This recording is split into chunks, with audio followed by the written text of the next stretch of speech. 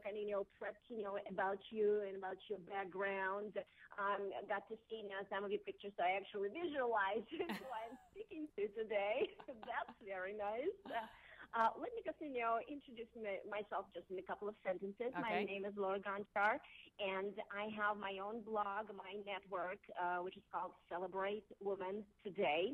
And there I really like, highlight, some issues, that strike, women's heart and soul and their interests. And, of course, when it comes to different diseases, different conditions, health issues, I really, want to highlight those and give the women an opportunity to get familiarized with some issues that are not maybe widely publicized in the Great. media. Well, I give you a lot of credit for that.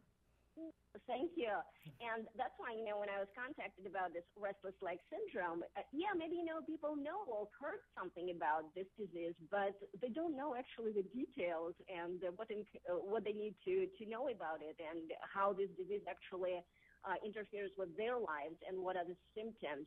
So I thought, that's a good opportunity just, to speak to Dr. Moore, the national persona, and the doctor, actually, real doctor, who actually is knowledgeable about this disease, and highlight not only, the symptoms about this disease, but also, the prevention methods, what each individual can actually take into consideration and start doing something proactively every day. Well, so I great. will ask you just a few questions, Okay. yes, about it, and we'll go from there. So my first question for you will be, does this restless leg syndrome, or RLS, affect only women, or does it actually affect men and also children? Yeah. Restless leg syndrome, or RLS, affects adults of all ages. It affects women twice as commonly as men, but men can certainly be affected as well. The other thing that's important to know about RLS is that even though the hallmark syndrome is uncomfortable, irresistible urges to move your legs, it can also affect any part of your body, your arms, your head, your torso, and it can affect people during the day and interfere with their activities of daily living, or it can affect people at night, interfering with their sleep. And what about children? Do children actually fall victim to this disease as well? Well, I have to say I'm a adult doctor, so I don't really deal with pediatrics. But children, are they affected? Just to not to my knowledge, but I would have to get back to you on that. Okay.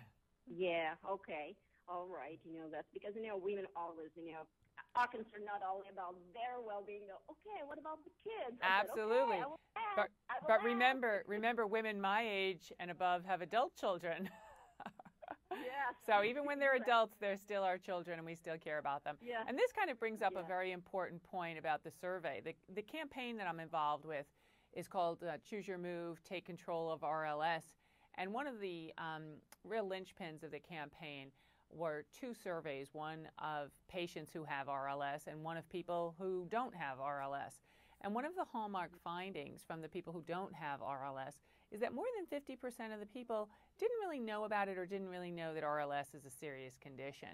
On the contrary, when we talk to patients who do have RLS, one of the findings is that 50% of the patients who said that they had significant RLS symptoms, who were symptomatic more than twice a week, said that it interfered with their activities of daily living at least once a week. But the bigger point was getting to your question about families and how we take care of our adult children, our spouses, everybody who we know and love, is that 8 out of 10 of the patients said that their symptoms had a negative impact on their partners. So this not only affects 23 million Americans who have the diagnosis or have the disease, they're not all diagnosed, but it also affects the people who live with them and who love them. That's right. That's right. So the effects are much more widespread than just affecting one individual living with the disease. Right, and you bring host, right? Right, and you bring up the point about not only do we as women care about our children and our partners and all of the people that we talk to and interact with, but now we have the blogosphere, women like you who are looking out for other women who you don't even know. And I think that's so wonderful because that's the important part of getting the information out about RLS, is spreading the information, sharing the information, letting people know that if they are one of the 23 million people who are affected, they're certainly not alone. But it's important for all of us to be aware of these conditions and learn more so we can be more sensitive to it. And so also we can share the information. And of course, the most important point is that patients need to know that there are treatment options available. This is not one of those things where you need to bite the bullet and just suffer in silence. You can go and should go to your doctor and talk about getting a proper diagnosis and then what treatment option is best for you. Wonderful, thank you. And once we start talking about this restless leg syndrome, what are the common symptoms so people can actually take notice, when they start feeling something similar? So should they be concerned about this or that? So what are the symptoms? The most common symptoms, and of course people can go to the website at chooseyourmoverls.com for a lot more information, but the hallmark symptom is really this urge or sense that you have these uncomfortable sensations or this need to move when you may not want to. So, we're talking about, people may be in the middle of a movie and they have this sensation that they need to move their legs, or this could be the person sitting in a meeting and their leg is just going up and down, up and down, up and down. And you want to, say, and I know I've been in that situation where I've put my hand on their leg and said, okay, stop. But they really can't stop. It's an urge. It's something they are compelled to do. And the symptoms vary from day to day. They vary from person to person. So there really is a wide variety of presentation. I don't want anyone reading this to feel like they have to make their own diagnosis, however. If people are having uncomfortable, unpredictable, unusual symptoms for any reason, they need to go to their doctor. And my best tip is to make a list of your symptoms. We all make grocery lists and lists of holiday shopping because we don't want to forget, that one important item. It's the same thing when you go to the doctor. Make a list of your symptoms, take the list with you, and if you can put on the list the frequency of your symptoms, when they started, what activities they interfere with, how this is affecting your life, even better. Because this is a diagnosis. It's called a clinical diagnosis. That means I don't have a blood test or an x-ray or a CAT scan to prove that this is the right diagnosis. The doctor may order those tests to make sure it's not something else, but this is a clinical diagnosis. So the better job you can do describing your symptoms to your doctor, the better job your doctor can do making the right diagnosis and coming up with the right treatment recommendations. That's beautiful. That's wonderful.